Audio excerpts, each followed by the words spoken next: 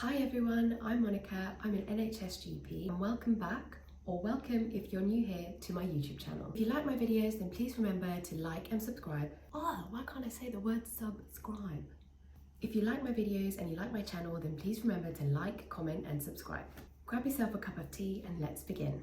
So today's video is about dyslexia, and I found out at the age of 30 that I had dyslexia, and that was after going through 18 years of school, 6 years of medical school, 6 years of being a doctor. And I remember whilst at that time it was really shocking to hear, it also made so much sense. So before I tell you a little bit more about my journey and discovering I had dyslexia, I thought I would give you a brief overview of what dyslexia is. Dyslexia is a learning difficulty which causes problems with reading, writing or even spelling.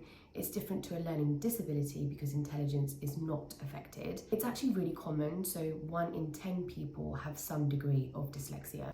So I thought I would share my journey with you on discovering that I have dyslexia. Looking back through my education, when I think about it now, there were certain points which probably suggested that I had dyslexia, but I never really did anything about it, or I never really thought or made that connection that, yeah, I have dyslexia. So from as early as I can remember, I used to hate reading, and I remember feeling that I was never good at it. When it came to sitting my first exam to get entry into secondary school, I remember I really used to struggle with verbal reasoning. And no matter how many times I read a paragraph, I could read it over and over and over again. It would never really sink in. I could never actually remember the details or what the whole story was about. I didn't get into school the first time around. I was actually placed on a wait list. Luckily, I got in. That was my secondary school from the ages of 11 to 18. But when I look back, maybe that was the first sign that I could have had dyslexia. Yeah, didn't really make that correlation back then.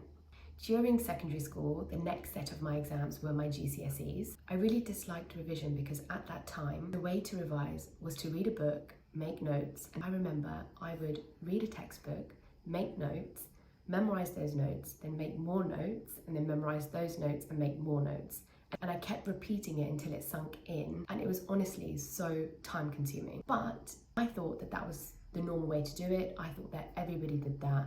I was just going through what everybody else was going through. So to me, that was the norm. And whilst I did relatively well in my GCSEs, it wasn't the grades that I was predicted to get. And I remember being told that I just needed to put more work in towards the next set of my exams. In hindsight, I think maybe that was warning sign number 2, that I may have had dyslexia, but again, I didn't make that correlation. And then it came to my A-levels. So if you've watched my previous videos, you know that I didn't get into medical school first time around.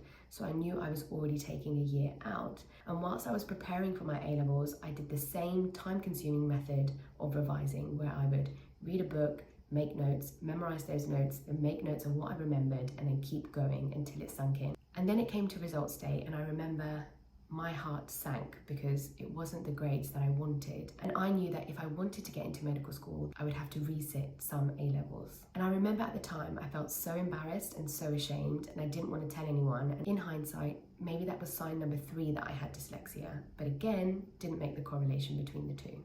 So after getting into medical school, the style of exams and the style of learning was varied. We had lectures, we also had case-based discussions, live anatomy, and when I was revising for the exams, I was using a lot of question banks, but we also had clinical role-play scenarios for OSCE purposes.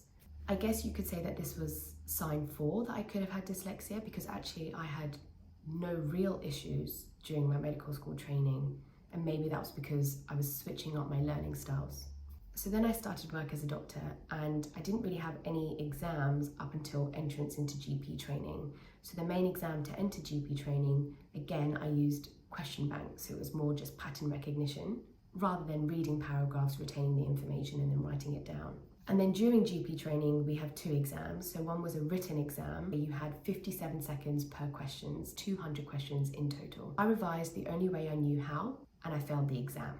That was the sign that prompted my dyslexia assessment. I spoke to my GP trainer after failing my exam, and I was really upset. I actually wanted to quit GP training at that time. And I remember she asked if I'd struggled with exams before. We then decided to get a dyslexia assessment. I had a 4-hour dyslexia assessment, which was incredibly humbling.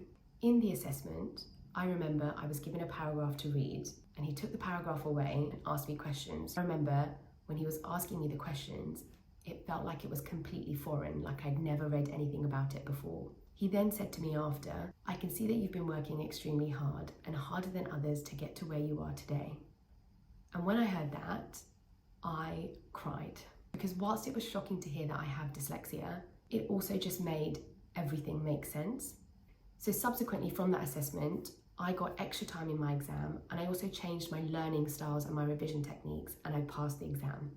Dyslexia is on a spectrum. People can have varying degrees of it. I sit anywhere in between that spectrum. The areas that I found I really struggle with: my verbal short-term memory, naming speed, also comprehension. So when I read a paragraph or I read something, I don't really understand it, and then I don't really retain it.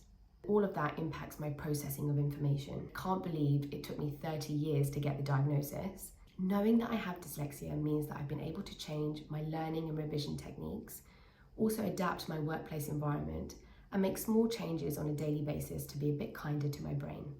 I can't believe it took me 30 years to get to a diagnosis of having dyslexia, but I'm so grateful I now know that I have it and I can implement those changes. Stay tuned for part 2, which will be released very soon, where I will be discussing the changes that I've made after being diagnosed with dyslexia. If you have made it to the end of this video, then thank you. If you like my videos, then please remember to like, comment, and subscribe. See you soon. God, why is that still so nerve-wracking?